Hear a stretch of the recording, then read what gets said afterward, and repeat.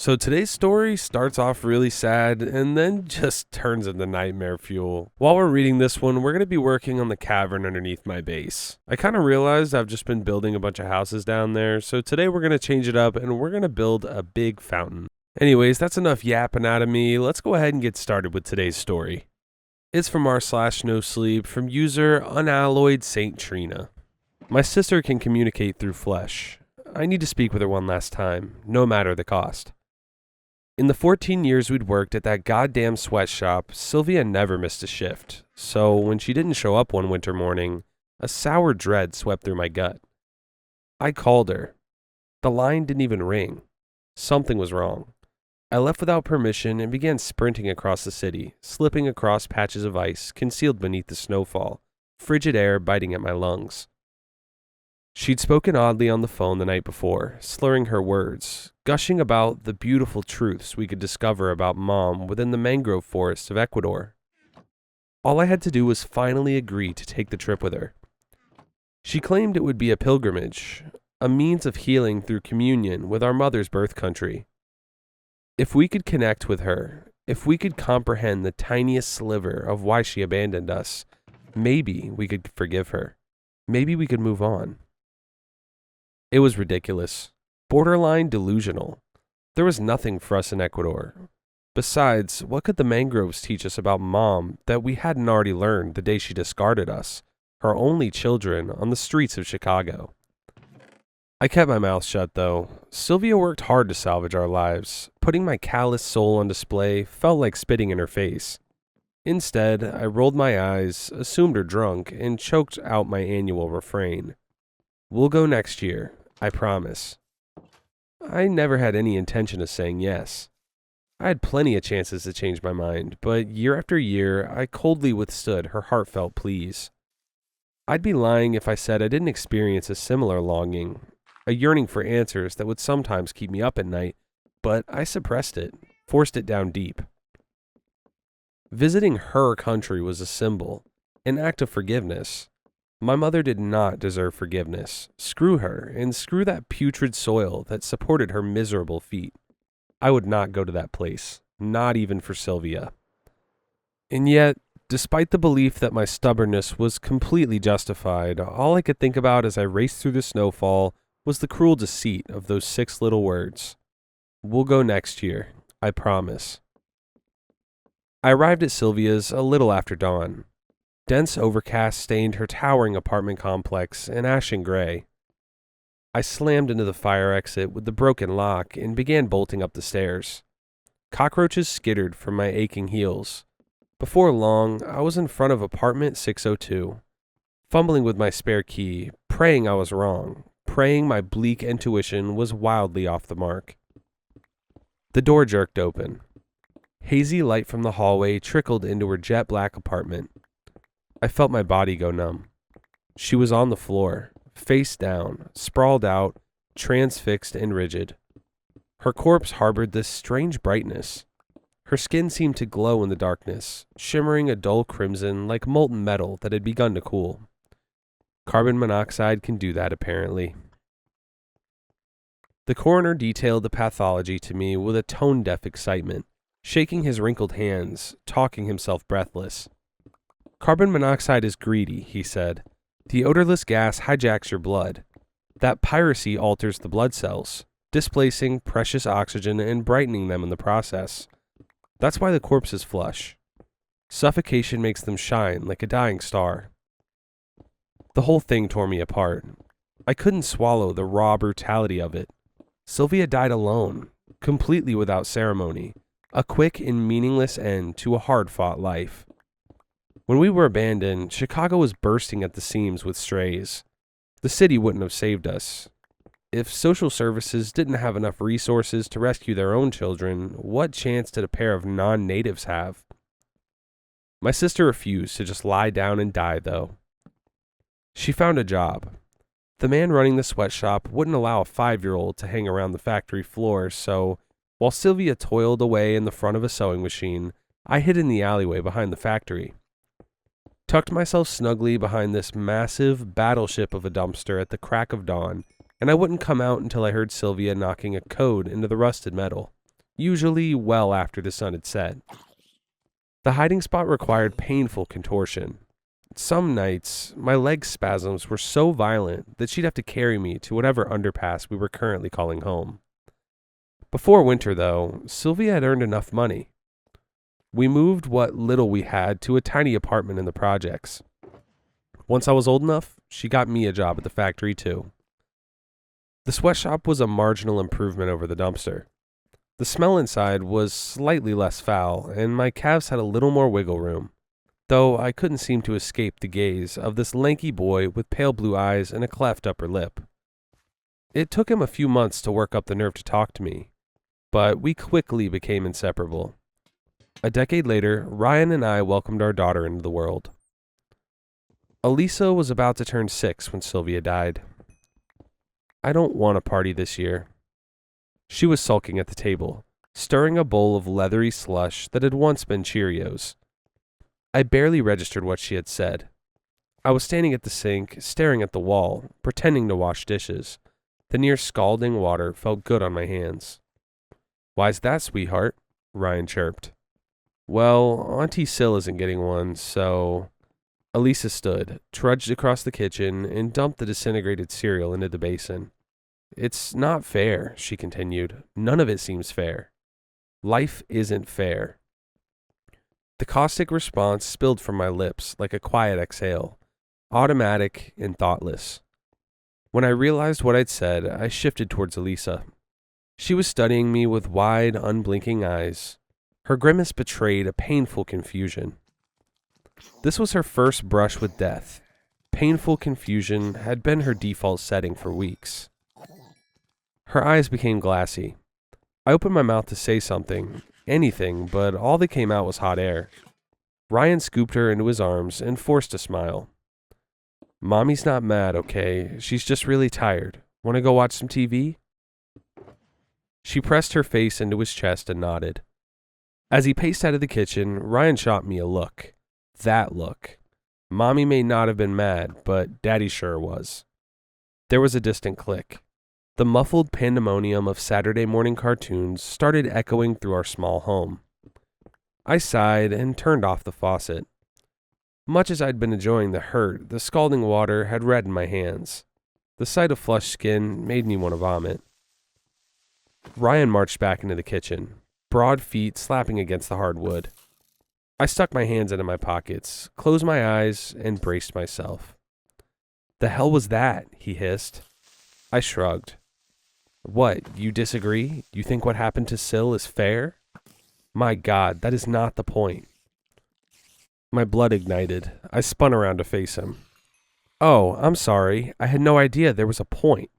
Please, Ryan, enlighten me." He glanced towards the living room. "Keep your voice down." I stomped up to him and spat out a single word. "Why?" I glared at him. There was another distant click, followed by a high-pitched, muted sob. I heard Elisa too, but I would not yield.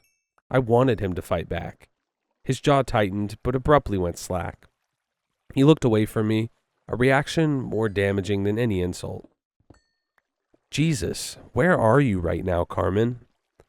I cocked my head, but he didn't elaborate. He walked off to attend to Elisa, leaving me in the kitchen to puzzle over what the hell he meant. In retrospect, I think I understand. He was asking me to get a grip, begging me to divest my selfish wrath and realize what's important. The question's effect on me, however, was much more literal than Ryan intended. Where was I? Chicago. But was that where I should be? I couldn't get that question out of my head. I kept repeating it, incessant and deafening. Then it hit me.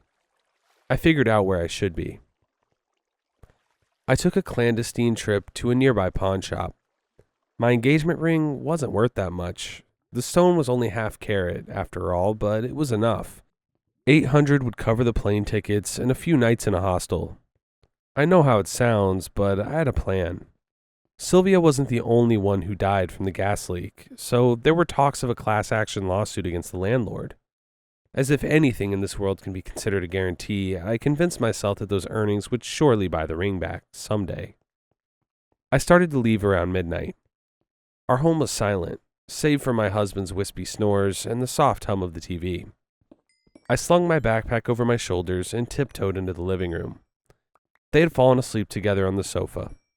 I stared at Ryan for a while, watching the TV bejewel his closed eyelids with an opaline flicker. He was going to be furious, but I would never come to terms with her death until I did this. It was my way of making amends. I stuck the post-it note onto his cell phone before slipping out into the cold, moonless night. Flying to Ecuador, back in 2 days. Will text you to let you know I'm safe. Then, on the adhesive side, a last-minute addition. Tell Elisa I love her. I landed in Quito at noon. Exiting onto the tarmac, I was struck by an intense disorientation. The flight crew warned us that we might experience altitude sickness. Quito is nearly 10,000 feet above sea level, but I had no idea how immediate and debilitating it would be. The sun was blinding. My head pounded. Every breath was a struggle. Compared to Chicago's thin ozone, the thick tropical air felt like inhaling jelly. Hesitation festered in those breathless moments, but I squashed it. I couldn't turn back. I needed to see this through. I collapsed onto a bench outside the airport, took as deep a breath as I could manage, and switched my phone off airplane mode. A flurry of texts and missed calls flooded the screen, notification after notification. The device was practically convulsing. I sent "landed, I'm okay" to Ryan without letting my eyes linger on the 20 unread texts above. Then I called for a cab. Once they arrived, I returned the device to airplane mode. Quito is at the center of Ecuador, but my destination was closer to the coastline. That's where the mangroves bloom. Whenever she tried to sell me on this pilgrimage, Sylvia always harped on the mangroves.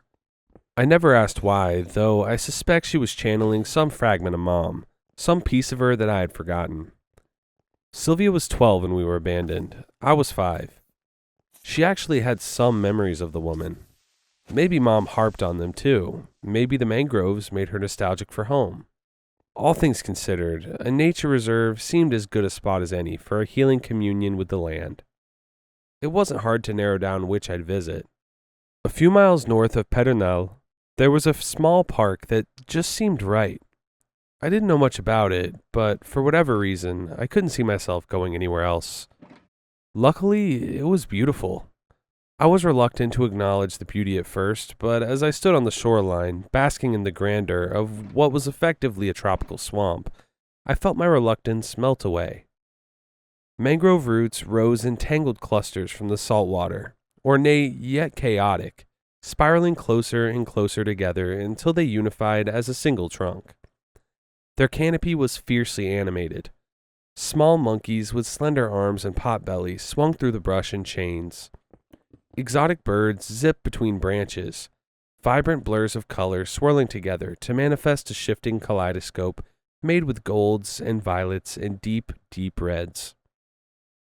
I dipped my toes in the water and stared at the forest, and I felt full, buoyant, happy even. Then, with a single thought, I crumbled. Sylvia should have been here too. I'd been such an asshole. I stewed on the shore for a long while, marinating in an acidic mixture of self-loathing and melancholy, until something odd caught my attention. A man, lurking in my peripheral vision. His head was peeking out of the river, wet eyes leering at me through thick strands of soggy gray hair. My eyes snapped forward. There was a stone bobbing on the surface of the river, but no spying man. I whispered the word "idiot" as I turned to leave the reserve. It was an hour-and-a-half walk to the nearest hostel. I had enough money to afford another cab, but I didn't call one. I didn't deserve the luxury. I lurched along the roadside, head low, bare shoulders baking in the afternoon sun, becoming more despondent with each miserable step. The lush, rolling countryside was exceptionally quiet, a far cry from the ceaseless bluster of Chicago. Under different circumstances, I would have welcomed the tranquility. In the moment, though, the empty air only made the voice in my head seem louder. Why was I here? What did I expect to gain? Insight? Absolution, levity, stupid. It was all so stupid. So short-sighted. So goddamn pointless. All of a sudden, my ears perked. There was a soft, steady crunching a few yards back. The sound of dry grass being crushed under a boot heel. Was someone following me? I paused. The crunching stopped. I balled my hand into a fist, took a deep breath, and whipped my head around. But there was no one. Just the winding road and the sleepy hills. My heart rate slowed. When I started walking, the crunching resumed. I peered over my shoulder. Still nothing behind me. I did my best to ignore the unsettling phenomenon, but by the time I arrived at the hostel, the sun was setting. My calves were screaming, and my mind was ragged. In other words, I was ready for a drink. Okay, guys, I have absolutely no clue who could be following the OP. Maybe the OP's mom? That would be crazy. Anyways, let's continue. My memories of that night are disturbingly incomplete. Here's what I do remember. It begins with me at the back of this dimly lit dive bar. I'm brooding, throwing back liquor at a reckless pace, when I'm suddenly approached by a well-dressed man. He's sporting an indigo blazer and black chinos, overdressed for the stifling heat. Up close, he smells like brine. The table wobbles when he leans on it, one leg shorter than the others. He steadies my glass with 2 fingers so it doesn't fall. A small wave of brandy laps at his gaunt fingertips. He takes his hand out of my glass and sits down. I can't remember whether he introduced himself or just sat down and started talking. Called himself Michael. Michael, something like that. Over and over, he apologizes. I ask him, "What for?" He claims I already know, but I make him spell it out. For Sylvia, he says, for the way she asphyxiated on perfectly good air. For the way the gas toyed with her mind. For the terror of her last moments, hallucinating alone in a lightless apartment. For everything, really. Wait, did I tell you all this? He says I probably did, then he keeps talking. I'm not sure what about. I'm distracted by the whites of his eyes. There's movement. Pinpoints appear, enlarge, and then dissolve. Sort of like film grain. The rhythm is hypnotic. I'm comfortably spellbound until he says something that catches my attention. Would you like to commune with your sister? Slowly, with apprehension, I nod. From there, my recollection really fragments. There are breaks, skips in time, pieces I've lost. I follow him out of the bar, stumbling. I slip on the edge of the door frame, plunge forward, and close my eyes, preparing myself for the impact, but there's nothing. No collision, no shattering bones, just a clean emptiness, a starving void. When I open my eyes, we're in a van, and Michael's driving. I don't see anyone else, but there's laughter, so much laughter. Thousands of shrill, squeaking cackles coming from the driver's seat.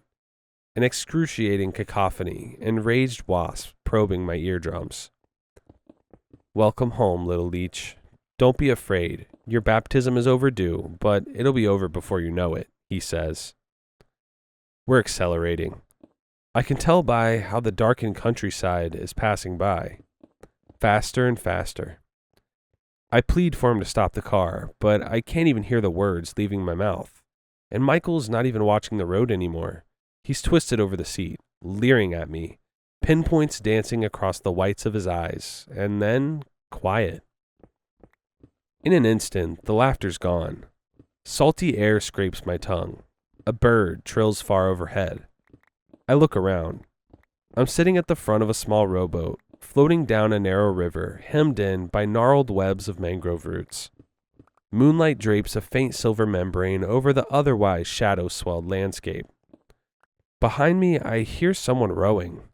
I know it's Michael, but I don't dare turn around and check. Do you see her? He whispers. I squint, carefully searching the root beds. My heart is stammering. My thoughts are frantic. How the hell did I get here? What is going on? Do you see your sister, Carmen? He moans. The blackness is nearly impenetrable, but I look closer because I desperately want her to be there, because I need to tell Sylvia that I love her and that I'm sorry. I knew something was wrong the night she died, but I didn't in fact.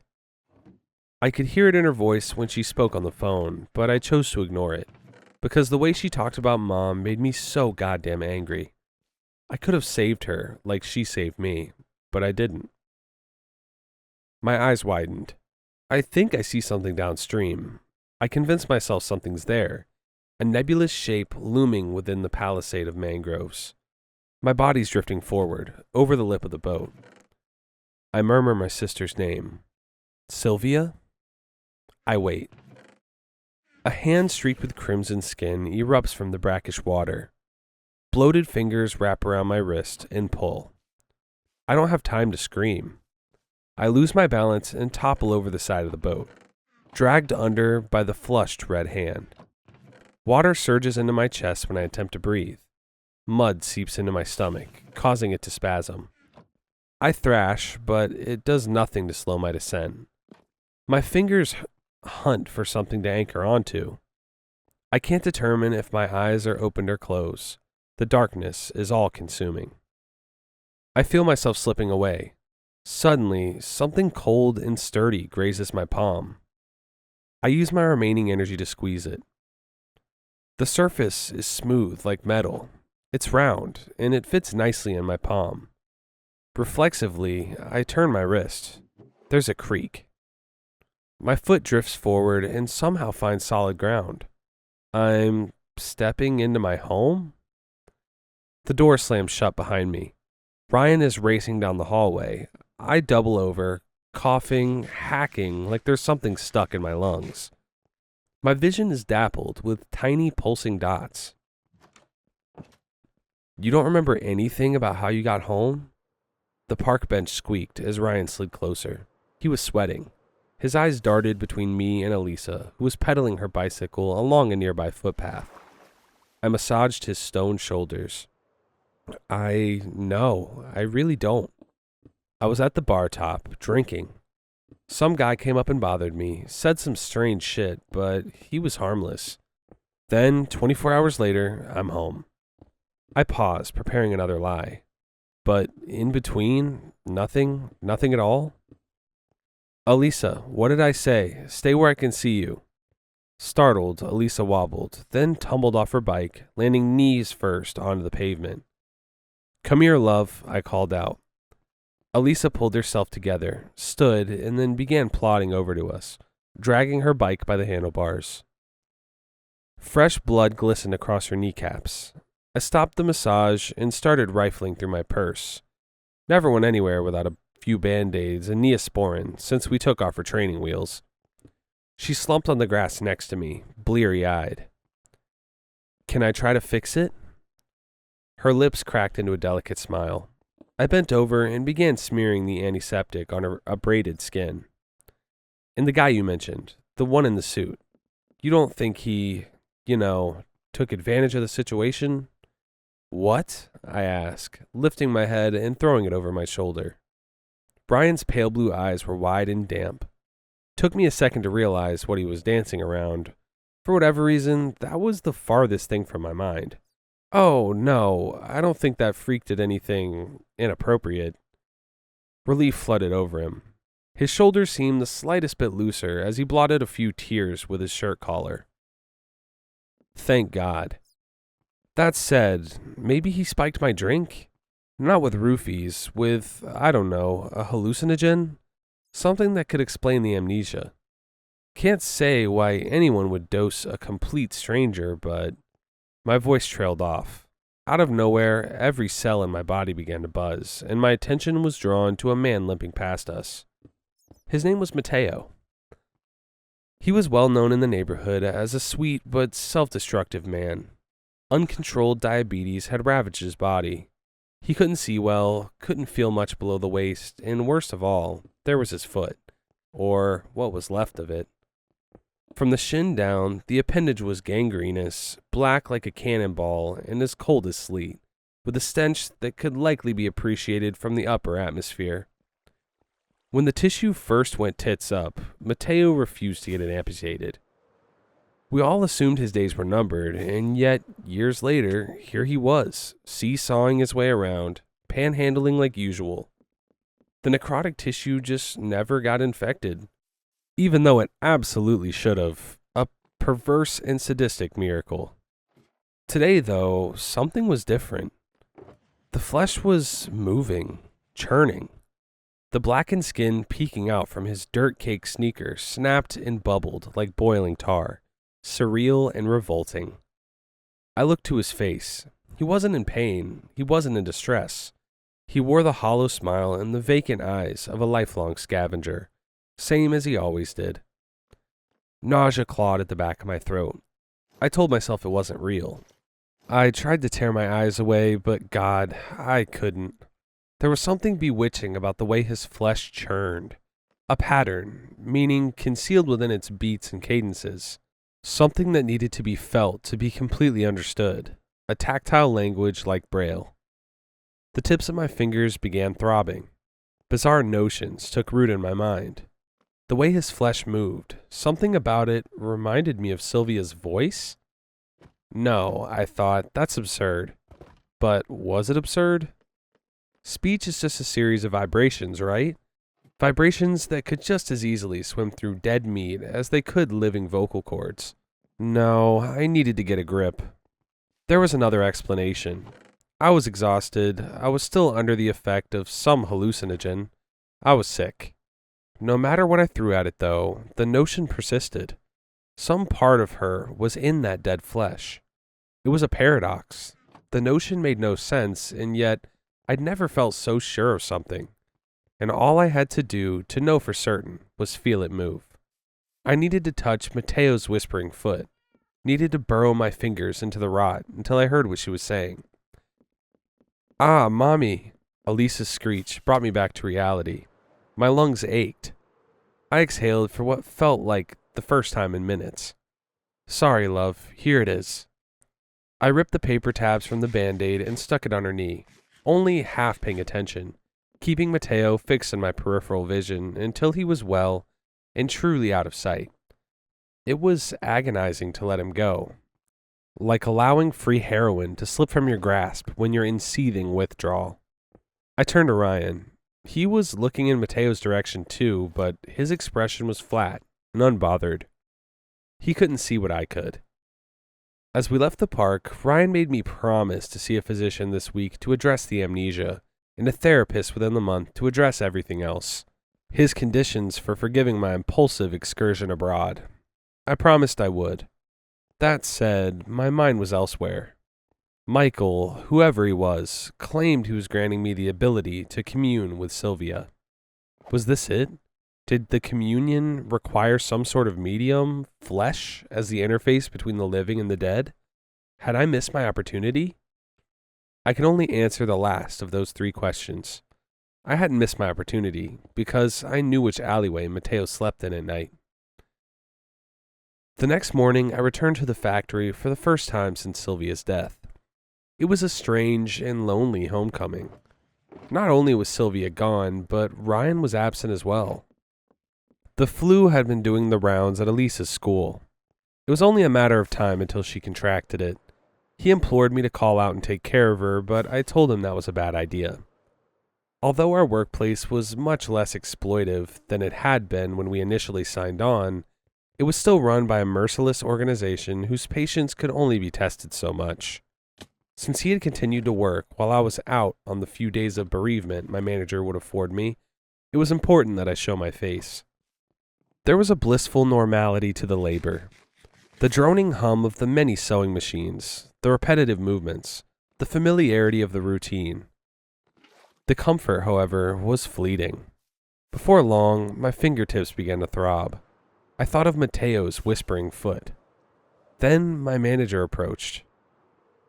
Grace was a large woman with patchy gray hair and close-set eyes that seemed equally devoid of color. She stood over my station, tapping her foot as if she were waiting for me to do something, though I couldn't say what. Without warning, she started berating me. In essence, she was accusing Ryan and me of some sort of conspiracy, an attempt to defraud them. Why had there been only one of us present at any given time?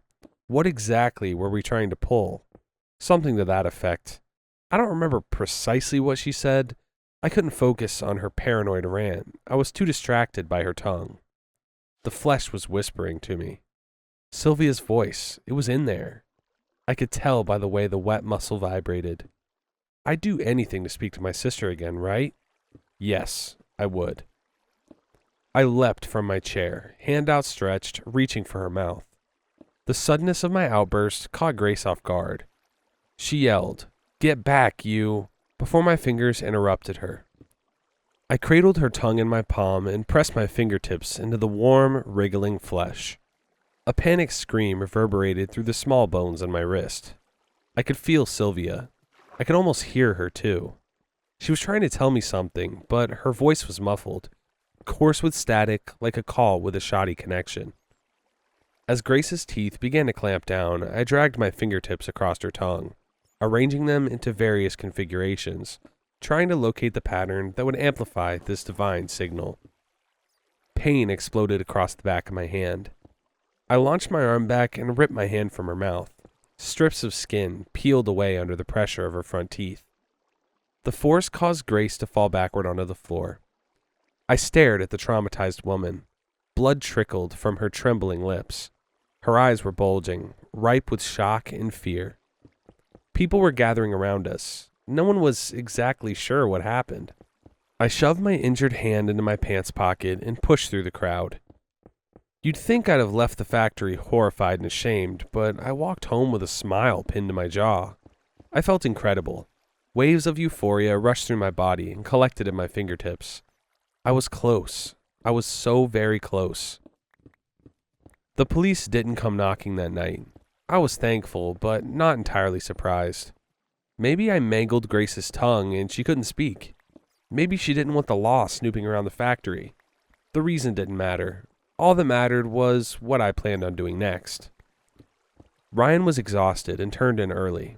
Elisa had been a handful, apparently. Again, I was thankful, and I didn't bother asking questions. It felt like the world was paving the way, removing every barrier, keeping me on a certain course. A path that could easily be confused for fate. Once I was sure my family was asleep, I left to find Mateo. The city was eerily quiet. I jogged from block to block without the urban white noise I was accustomed to, the blaring sirens and the distant music and the drunken chatter of passerbys. The night was silent and black, like the river in the mangrove forest I may have drowned in. It was unnerving, but not enough to send me home, not even enough to slow me down. The euphoria I'd experienced earlier had completely disappeared. The throbbing in my fingertips resurfaced, worse than ever. The pain was severe enough that I needed to cover my mouth with my uninjured hand and muffle a wail.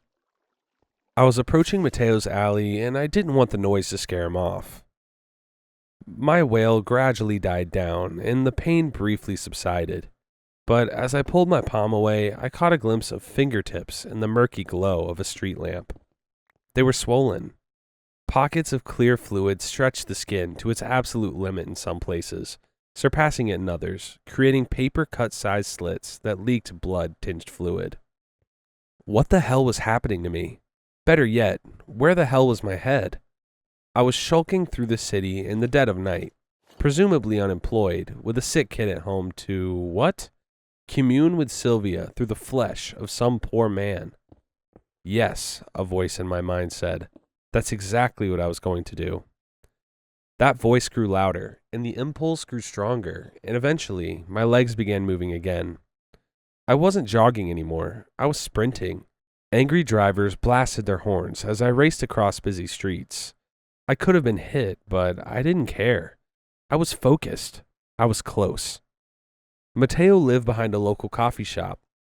My heart sang when I saw their sign at the end of the block. I slowed my pace, steadied my breathing, and crept into the alleyway. A figure lay motionless atop a heated vent. Steam rose from beneath them, caressing their outline, giving them a shape in the inky darkness. His foot is necrotic, I reminded myself. Dead tissue means dead nerves. I might frighten him, but he won't feel any pain. I knelt down beside him, mesmerized by the vibrations radiating across his naked shin. I plunged my swollen fingertips into his flesh. There was resistance, much more than I anticipated. Then warmth licking my fingertips and a high-pitched, guttural scream. Not the scream of an old man. The figure scrambled away from me. I caught a glimpse of their face in the moonlight. It was a young man with long hair and a deep scar transecting one of their eyebrows. They bolted from me, and I didn't give chase. The mistake was sobering. I terrorized and maimed a stranger for nothing.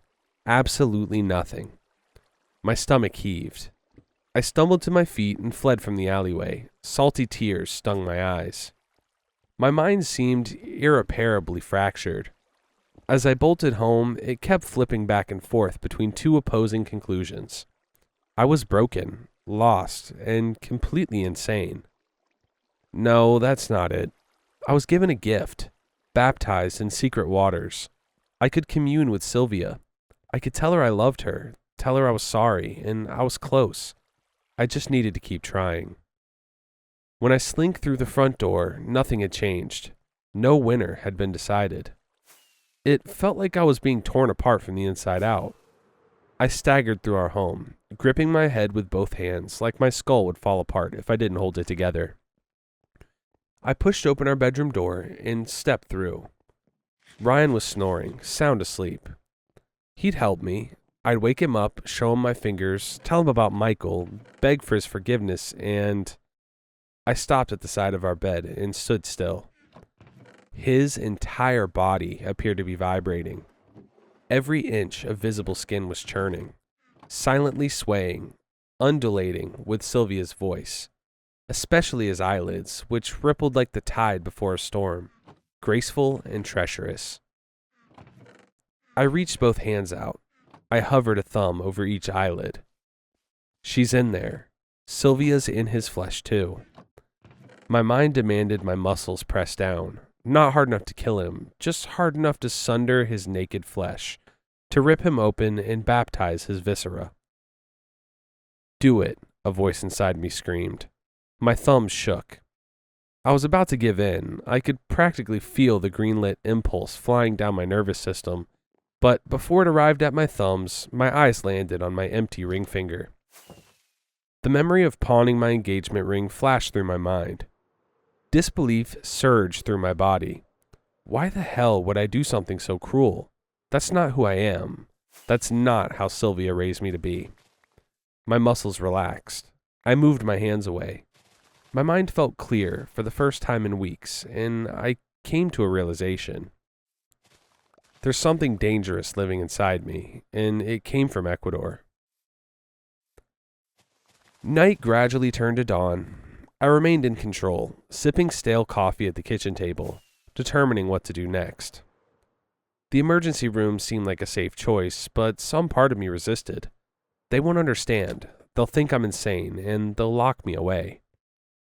Of course, the question became, is that really what I think? Or is that a suggestion from the thing inside me? A way to prevent me from getting help? A shrill noise erupted from my cell phone. I nearly jumped out of my skin, dropping my mug in the process. It shattered on the kitchen tile, launching ceramic shrapnel in every direction. Damn it, I whispered, pulling the device from my pocket. Based on the sound, I assumed it was an Amber Alert. It wasn't. The notification read, Emergency Alert System. Contagious disease warning for your area until further notice. Remain indoors. Click here or turn to Channel 8 for details. A sour dread swept through my gut.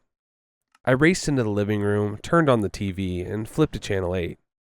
There was a series of photographs on screen, squeezed between the news anchor and a banner that read, Outbreak of unknown contagion. Victims assaulted others before disease proved fatal. To my profound horror, I saw a man with a scar across his eyebrow and a large woman with gray hair and close-set eyes. There were 4 other pictures, but I didn't recognize any of them. I scrambled to unmute the TV. Originally thought to be under the influence due to their erratic behavior, Health officials are now reporting that the perpetrators were likely suffering from some novel rabies-like infection, though they refuse to provide additional details for the time being. I felt someone tugging at my shirt sleeve. I spun around, heart pounding, relieved to just see a groggy Elisa rubbing the sleep from her eyes. "When did we leave the park, Mom?" I asked her to repeat herself, but the question didn't change. I said, "When did we leave the park? We were there, now we're here. It doesn't make much sense. I don't remember the in-betweens." My heart fell through the floor. She didn't recall the previous 24 hours. She had amnesia. My eyes slowly drifted to the Band-Aid on her knee. I reached out a damp, trembling hand and peeled it off. There was a small, crescent-shaped trench over her kneecap. I carefully hovered my swollen finger above it. A perfect fit. I'm starting to believe my mom abandoned Sylvia and me for a very specific reason. I think she was creating distance, keeping us away from Ecuador and from herself. Because I'm infected with something from my mother's country. Something that wants to spread. Something that infiltrates your mind. Something that would have said anything to convince me to plunge my diseased fingers into another person's flesh. Worst of all, I've given it to my daughter too. Compared to my manager and the man in the alley, we seem to react differently to whatever this infection is. For whatever reason, it doesn't kill us. I suspect the truth is hidden in our bloodline. God, Elisa's a smart kid. Empathetic too. She picked up on my distress almost immediately, even if she didn't understand it. She hugged my leg, peered up at me with her pale blue eyes, and asked, "So, what now?" I swallowed my despair and forced a smile. I don't know, love. The pain in my fingertips was worsening. I was terrified for Elisa. The pain was coming for her too. All I know is, whatever we do, we'll do it together. I picked her up and started walking towards the door. And I won't leave your side again, okay? Promise? My smile grew. For the first time since Sylvia's death, it was real. Yes, Elisa, I promise. Wow, guys, that story was really good. So a couple things I really loved about this story is that we get to see the progression of Carmen, not sure, like throughout the whole story, if she's going insane or if something's genuinely wrong with her. I also really liked how the author was able to like symbolize the generational trauma with the infection. That was wild. That's some really good writing. Huge shout out to the author, Unalloyed Saint Trina. I'm going to leave a link down to their Reddit profile in the description if you want to go check out some more of their stories. Thank you so much to my channel members for supporting the channel. If you guys do want to further support the channel, that link's going to be down in the description. Although it is not at all required, completely your choice, but it is greatly appreciated. If you guys liked today's video, don't forget to drop a like and subscribe as it helps me out a bunch. Thank you so much for watching, and I will see you tomorrow. Peace.